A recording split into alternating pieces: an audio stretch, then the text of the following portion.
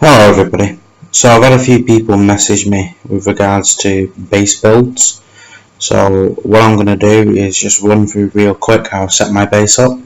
Now bearing in mind this isn't optimal for some people, however this is optimal for me. So it's just a rough idea and hopefully help you with your base builds.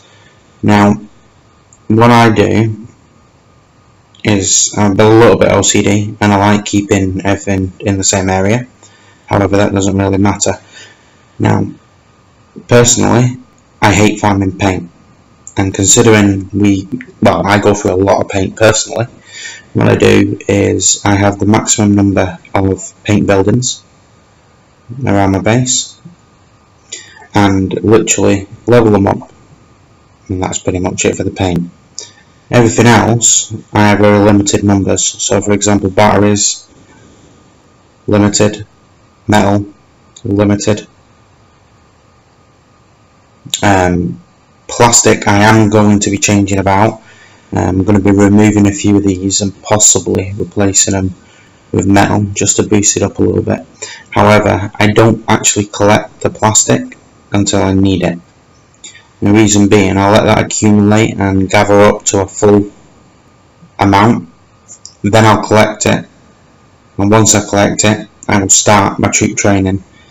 Normally, with all them, and they're only level 13, 14, 15, 13, and whatever that one is behind there, they're all literally just pumping out a small amount, but it gives me enough to pretty much get everything troop training going. Now this isn't actually going at all because I'm about to upgrade this, but that doesn't matter for now. Spray cans, very important.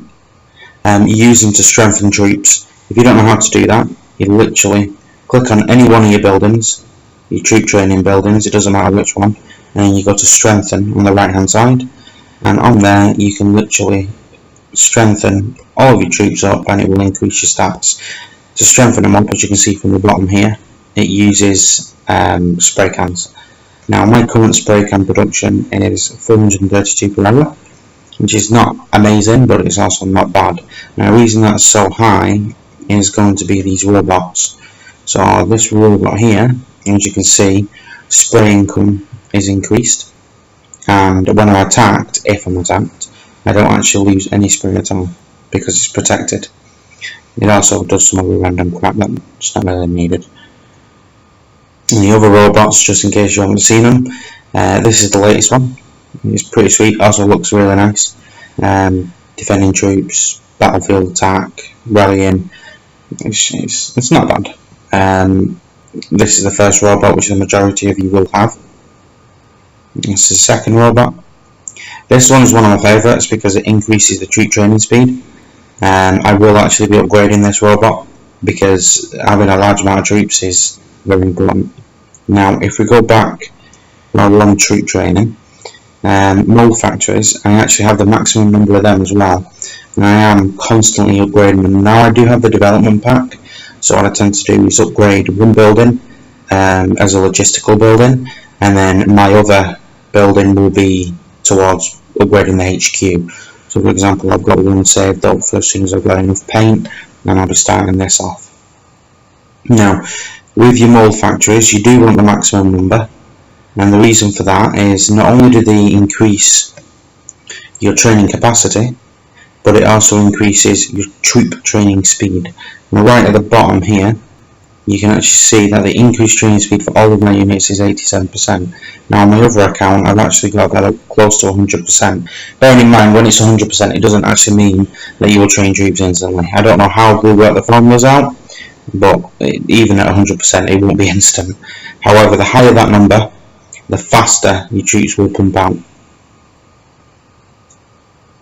So, spray cans, mold factories, hospitals. Now my hospitals are actually really low level, I do need to level these up.